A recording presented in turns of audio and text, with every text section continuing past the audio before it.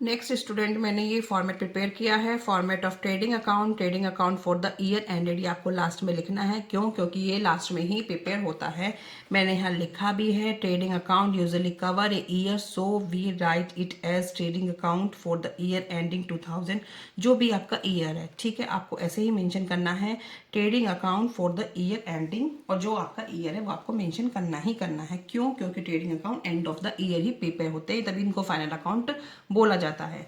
तो जो इसका फॉर्मेट है मैंने प्रिपेयर किया है, आपको फॉर्मेट को बस एक बार देखना है, आपको क्लियर हो जाएगा। Particular amount to opening stock, to purchase less purchase return या return outward.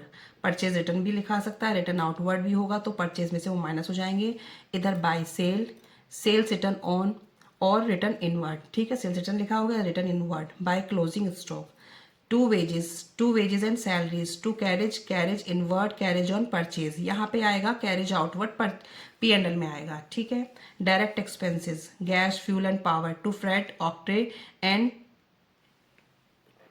Cartridge, to manufacturing expense, productive expense, to custom import duty, to dock clearing charges, to excise duty, to factory rent and lighting, to other direct charges, to royalties, to gross profit। अगर आपकी ये वाली side ज़्यादा है, इसे minus करेंगे तो आपका ग्रॉस प्रॉफिट आएगा। क्यों? क्योंकि ये डायरेक्ट इनकम है और डायरेक्ट एक्सपेंसेस है। डायरेक्ट इनकम में से एक्सपेंस माइनस करेंगे तो ग्रॉस प्रॉफिट। अगर ये साइड हैवियर आ रही है और ये साइड आपकी कम आ रही है तो क्या आ जाएगा? By gross loss. और ये ट्रांसफर कहाँ होगा? फिर आपका P&L अकाउंट में। P&L अकाउंट भी आपका कैसे प्रिपेयर होगा? अगर लॉस है तो वो इधर ट्रांसफर होगा डेबिट साइड, और ये है तो इधर साइड ट्रांसफर होगा क्रेडिट साइड, ठीक है।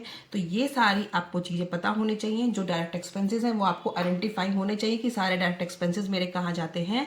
ट्रेडिंग अकाउंट में, ठीक है।